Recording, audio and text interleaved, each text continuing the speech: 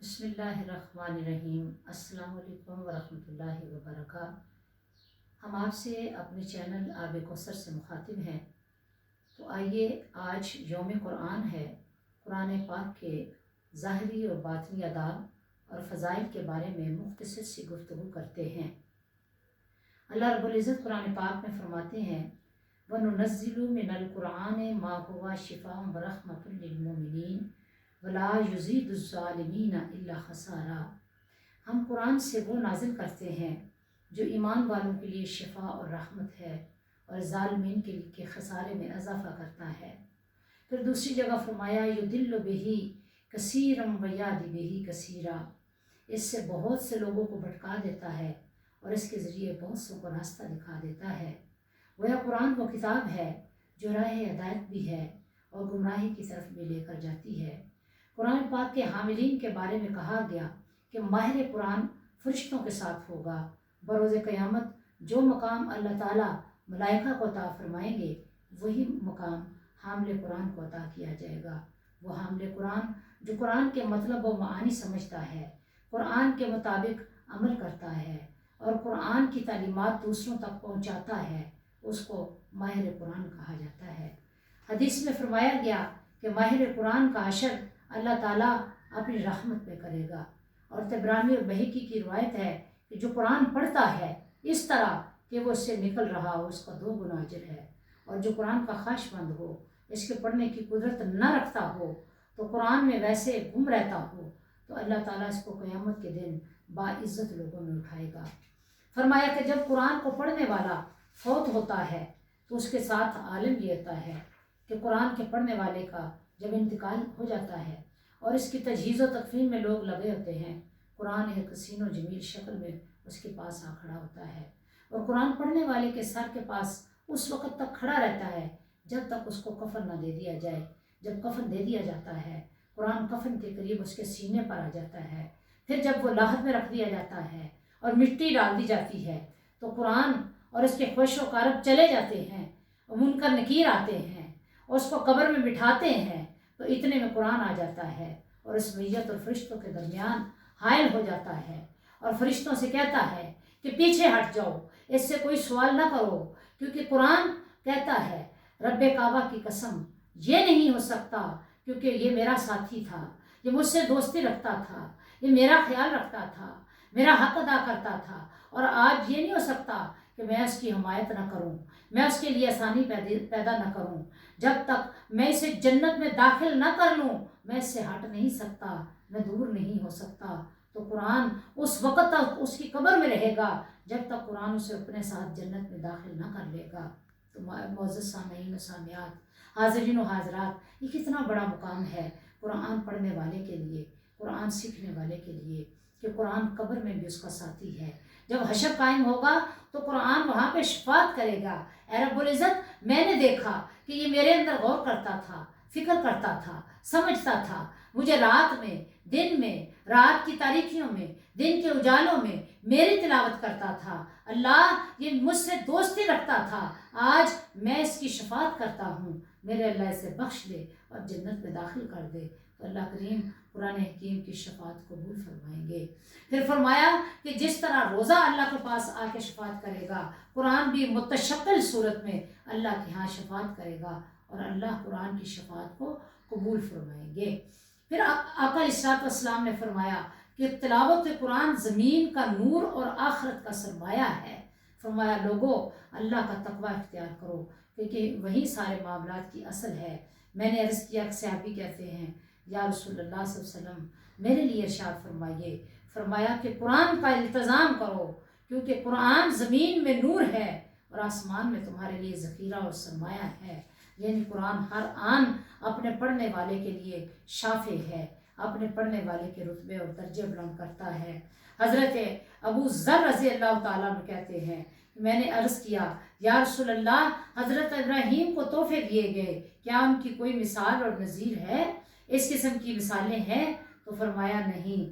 تو فرمایا کہ اللہ تعالیٰ نے مجھے قرآن دیا جس کا کوئی مثل نہیں، کوئی مثال نہیں ہے۔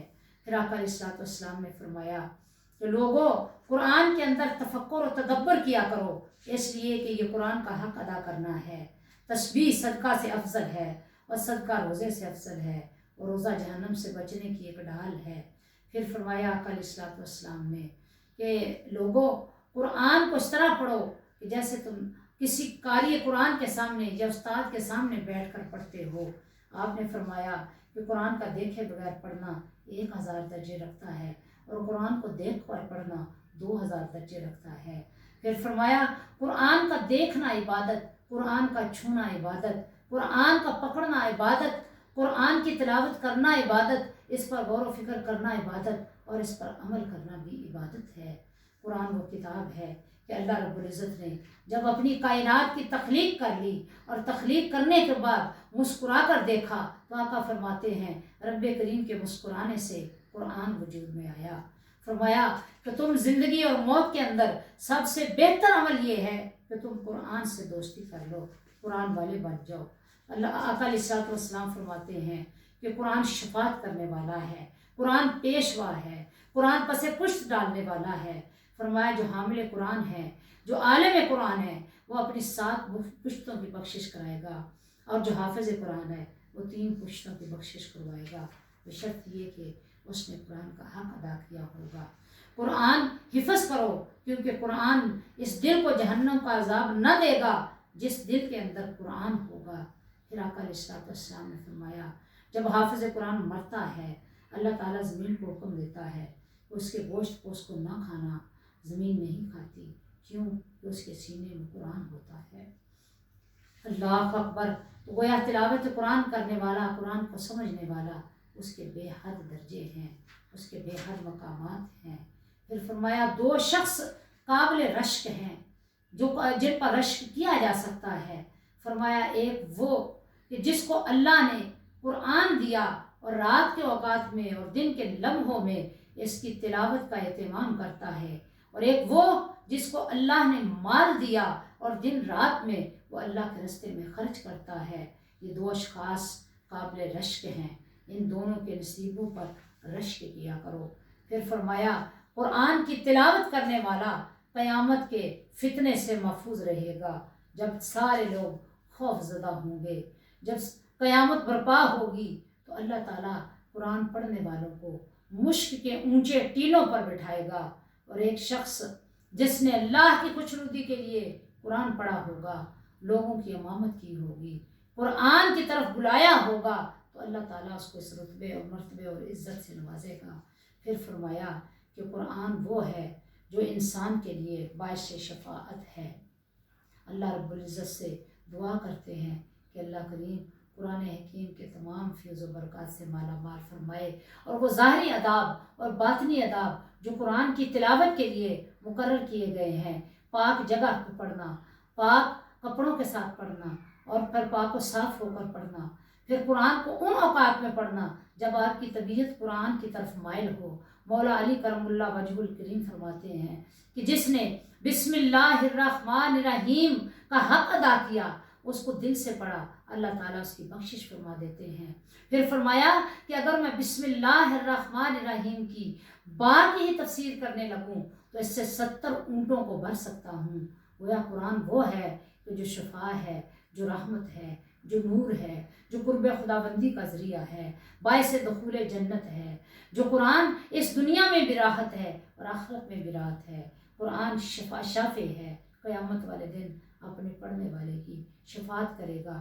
آپ سے گزارش کرتے ہیں کہ ہمارے چینل آب کوثر کو ضرور سبسکرائب کر لیا کریں، اس کو شیئر کریں، لائک کریں، کیونکہ قرآن حکیم کی تعلیمات اور نیکی کا کام امت مصطفیٰ کا بہت بڑا فریضہ ہے۔ اللہ فرماتے ہیں کنتم خیر امت اخرجت للناس تأمرون بالمعروف وتنہون عن المنکر، کہ تم بہترین امت ہو جو لوگوں میں سے نکالی گئی ہو، جو نیکی کا حکم کرتے ہو اور برائی سے منع کرتے ہو۔ تو چینل کو سبسکرائب کرنے کے بعد آپ دوسروں کو بھی اس کی دعوت دیں تاکہ وہ بھی قرآن حکیم اور دیگر موضوعات پر مطالعہ کر سکیں اور سن سکیں اور اپنی زندگی کے اندر انقلاب لا سکیں، وہ انقلاب کہ جس کو دیکھ کر اللہ اور اس کے رسول صلی اللہ علیہ وسلم ہم سے خوش ہو جائیں۔ گزارش کرتی ہوں کہ قرآن حکیم کے اس چینل کو آب کوثر کو زیادہ سے زیادہ سبسکرائب کریں اس کو لائک کریں اور شیئر کریں. اللہ کریم نیکی پھیلانے میں ہمارا مددگار و ساتھی ہو. السلام علیکم ورحمۃ اللہ وبرکاتہ.